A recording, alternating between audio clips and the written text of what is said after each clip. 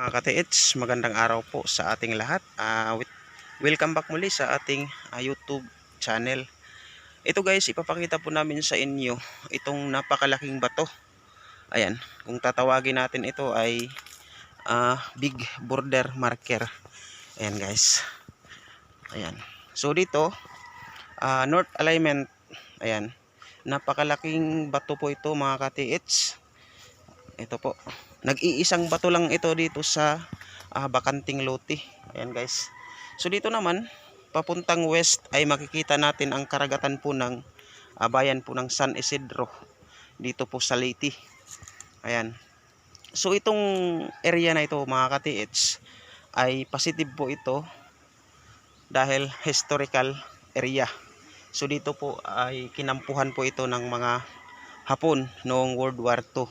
So ito guys, itong big border marker na ito ay mayroon po itong counter sign.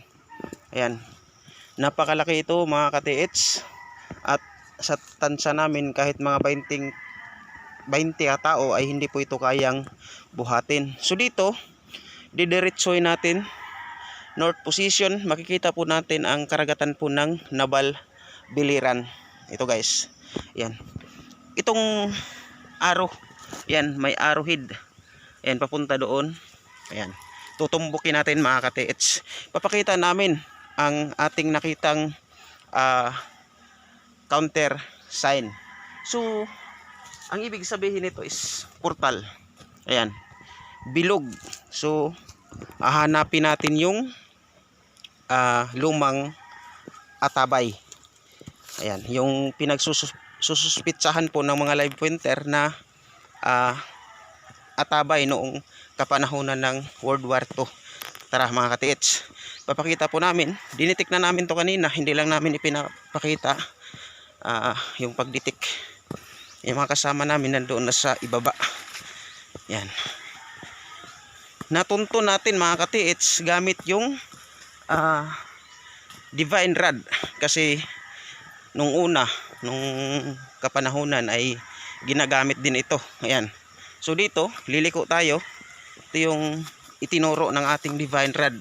So bali, 4 na locator ang ginamit natin dito upang mahanap yung lumang atabay. Ayan, dito tayo guys. Papakita namin sa inyo ang ating area o yung ating magiging digging spot. Ayan. Ayan guys. Nandito na tayo sa Old Creek. Ayan.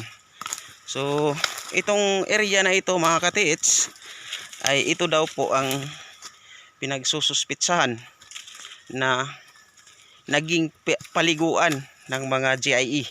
Ayan, kung mapapansin po ninyo, hindi mabato ang area. So dito, mula dito, ayan, sa kinatatayuan ko ay mayroon na pong mga naka-file na mga rock formation or yung pinail na mga bato.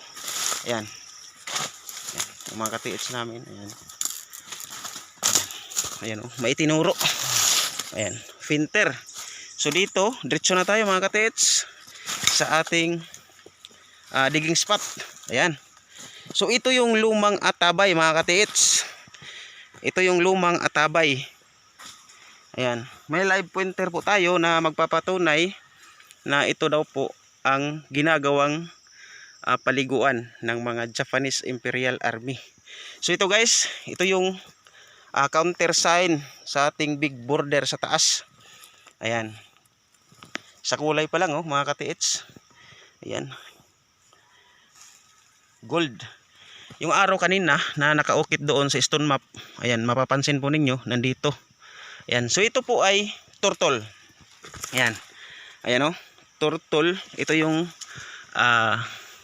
katawan ng turtle, ito yung ulo. Ayan. So yung ginamit namin na locator dito mga ka-TH ay malakas ang detection. Yung divine rod naman ay nagmamagnet na po talaga mga ka-TH. Ayan. Turtle po talaga ito mga ka-TH.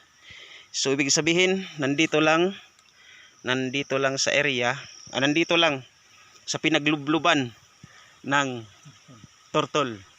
Yung bao sa Bisaya. Yan, mayroon pong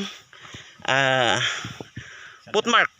Ayan, dito rin itinuro sa ating marker. Ayan.